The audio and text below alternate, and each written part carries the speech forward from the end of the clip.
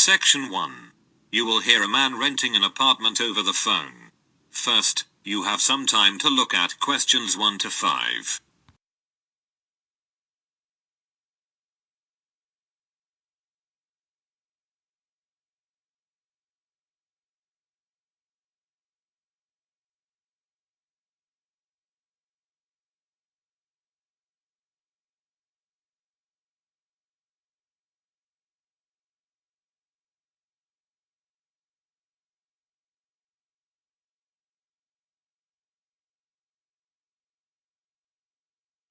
You can see that there is an example that has been done for you. On this occasion only, the conversation relating to this will be played first. Hello, how can I help you? Hello, I want to rent an apartment. I saw your advertisement about 2-bedroom apartment on Bridge Street. The woman answers the phone. Bridge Street, so the word bridge has been written on the top of the form. Now we shall begin. You should answer the questions as you listen, because you will not hear the recording a second time. Listen carefully, and answer questions 1 to 5.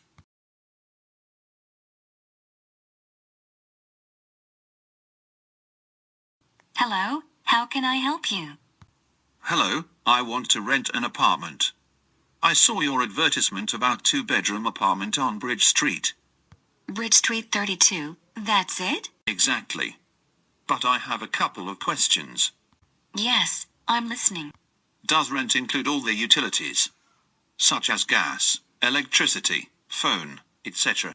Yes, sure. You are only responsible to pay the rent. The lease includes cost for such utilities as gas, heat, water, electricity and phone. Great. And what about the internet? Unfortunately, the internet is not connected. But you shouldn't worry about that. If you wish, you can contact the local providers to set up the connection. Okay. And what kind of public transport is near the apartment? It is very close to public transport. Both underground and bus station are about 2 blocks away. Very good. I think I'll rent this apartment. Very nice. Could you tell me your full name, please? Yes. It's John Hooper. Hooper is spelled with double O. H-double-O. Then P-E-R. Thank you, John. I'm Mary Dixon, and I'll be your apartment manager. Thank you.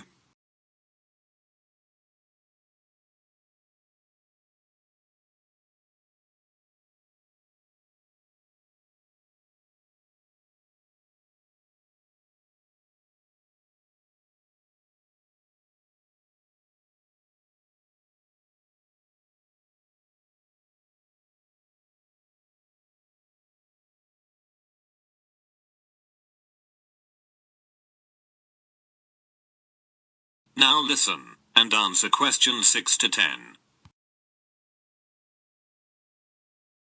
Now, we need to meet to sign a lease agreement. Okay. What documents should I bring? First of all, we require proof of your identity. Then, I can bring my driving license. I'm sorry, but driving licenses are not accepted. Could you bring your passport? Yes, sure. And do you require a tax bill? No, we're not requiring any bills. But you need to present your current employment contract. No problem, I have it. Anything else? Yes, we also need a reference from a friend or colleague, confirming your character. Okay. And what about a reference from an employer? We used to ask tenants for this reference a few years ago. But now we don't need it anymore. As well as your recent payslips, they are not required. Very good. I think I have all the documents. Is it possible to meet you today?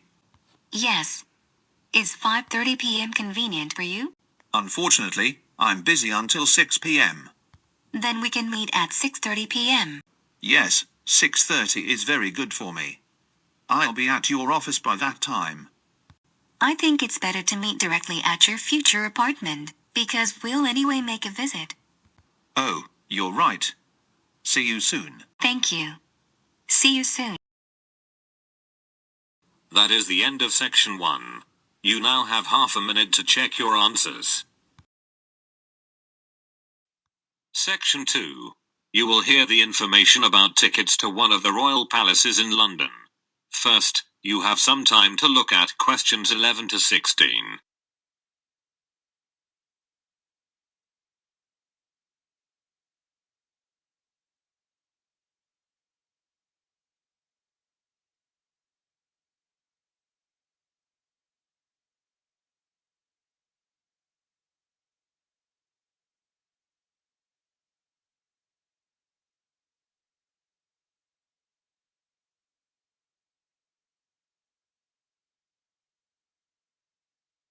As you listen to the first part of the talk, answer questions 11 to 16. Thank you for deciding to visit historic royal palaces of the United Kingdom. Every year dozens of tourists choose to visit the Tower of London, and we have a variety of tickets to suit your own interests. If you wish to make a single visit, you can buy a single-day ticket. This ticket enables you to visit only the Tower of London. The adult ticket's cost is £24. Children between the ages of 5 and 15 pay £18, and children under 5 can visit the tower for free. For full-time students, 16 years and over, and disabled visitors we offer a reduced tariff. If you have a reduced tariff, you pay only £19. And if you're going to make a visit with your family, it's a good idea to get a family ticket. The family ticket enables you to visit the tower and one other royal palace during one day. It costs £55, and can be used by up to 2 adults and 3 children. For permanent visitors we offer an annual membership. The annual membership provides you unlimited entry to any 5 royal palaces, and costs £107 for both adults and children over 5 years.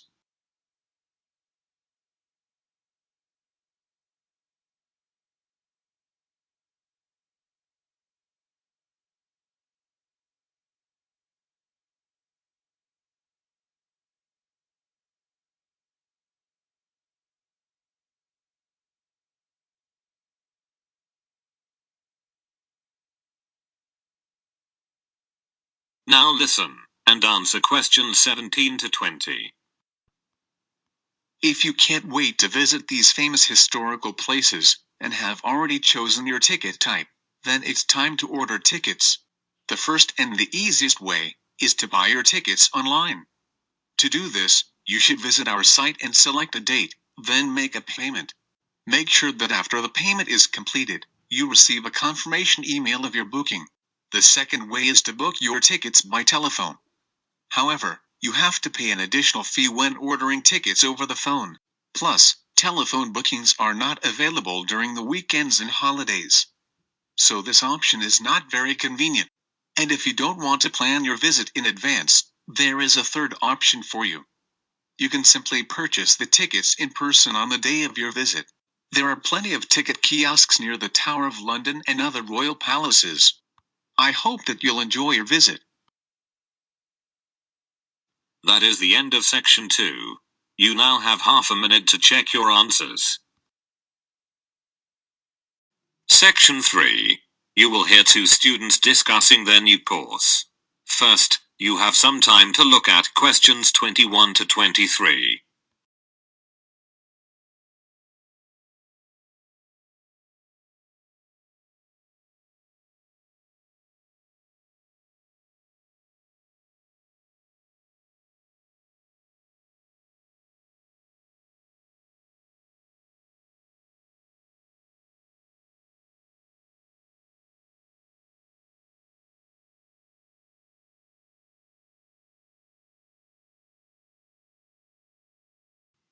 As you listen to the first part of the conversation, answer questions 21 to 23.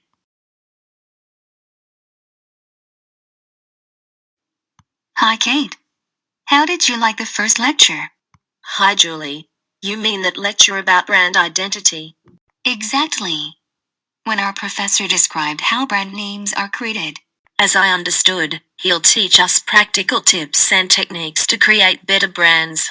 And what about course duration? I heard it's 5 weeks. No, 5 weeks is without the final project.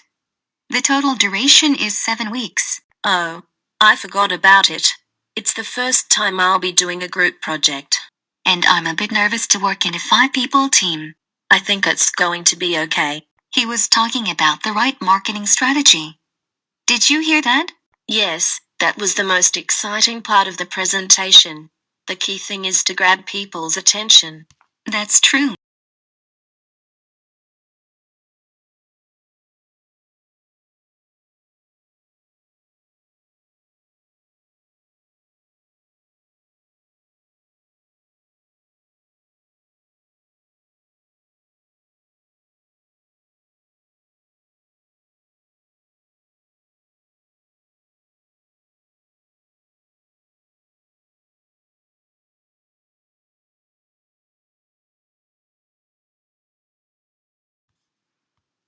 Now listen, and answer questions 24 to 30. And how do you like the curriculum? I think it's nice. It's great that we'll be learning marketing in detail, as I've always been interested in this subject. Me too. And after that, we'll be training to design custom logos. The professor told that the curriculum has been modified, and we won't learn design this year. What a pity. The same with product management. But you shouldn't worry, they just combined these two sections into a larger one called branding. Then it's good. Moreover, they've added something called e-commerce this year. It's a great alteration, and the course is kept up to date. Online trading is so popular now. And after that, we'll learn advertising. Yes, and also analytics. Really? Won't analytics be replaced with customer attraction? Yes, you're right. I forgot about that. I think that's all. The professor also teaches a course called Business Strategies. So, we may take his other course next year. Dear. And where is the next lecture? It's in the big classroom on the ground floor. Thanks. You're welcome. Don't forget to take your last week assignment. Okay. Goodbye. Bye. That is the end of section 3. You now have half a minute to check your answers. Section 4. You will hear a lecture about the Great Wall of China. First, you have some time to look at questions 31 to 35.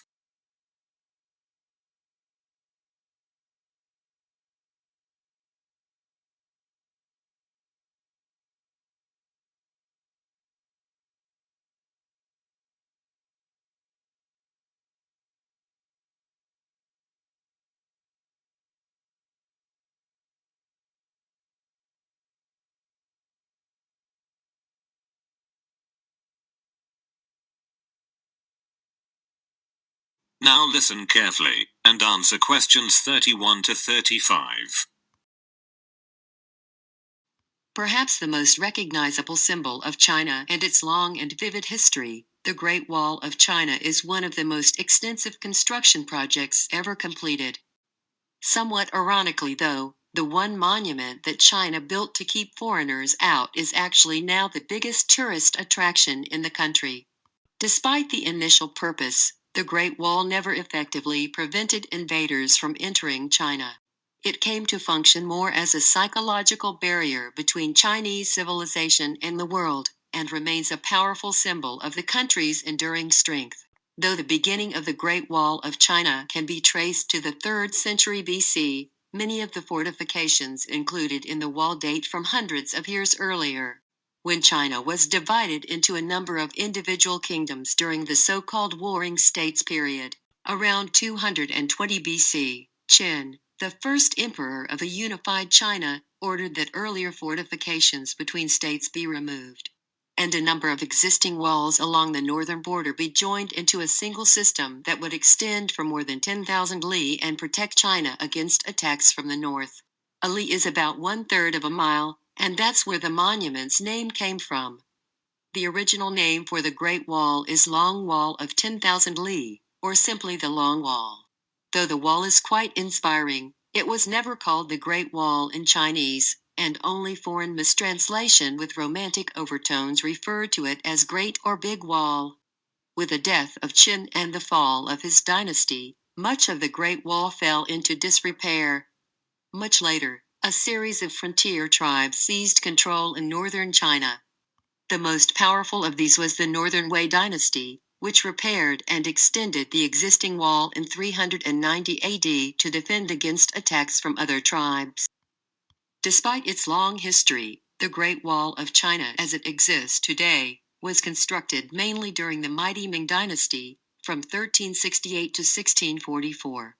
Under the strong hand of the Ming rulers, Chinese culture flourished, and the period saw an immense amount of construction in addition to the Great Wall, including bridges, temples, and pagodas. In earlier centuries, the wall held little importance for the Mongols as a military fortification, and mostly served to protect caravans traveling along the profitable trade routes. But during the Ming Dynasty, the Great Wall was considered vital to the defense of the country.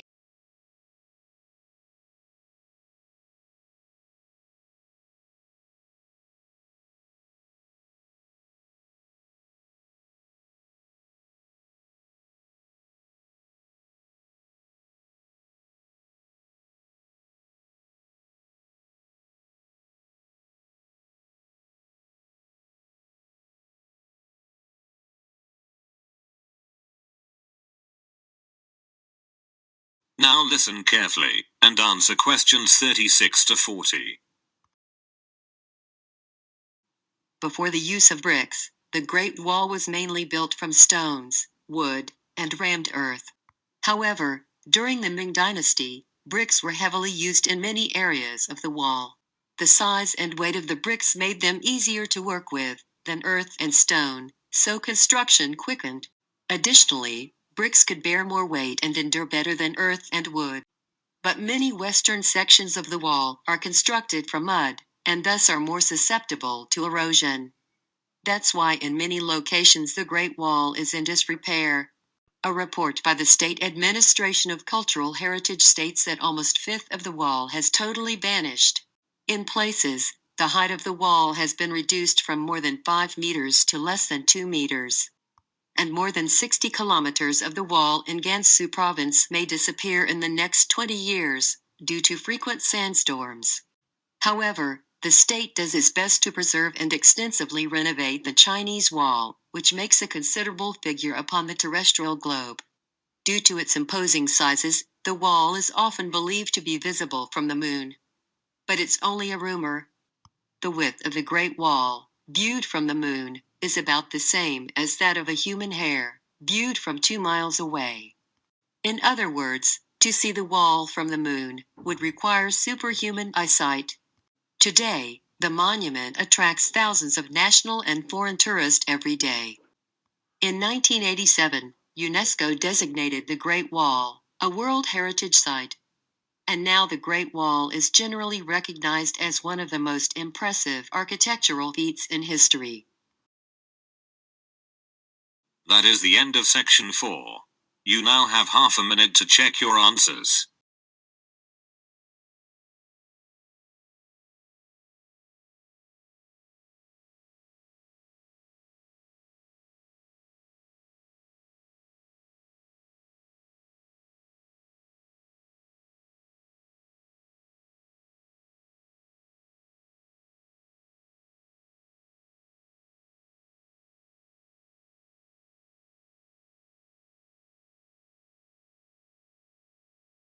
You will now have 10 minutes to transfer your answers to the listening answer sheet.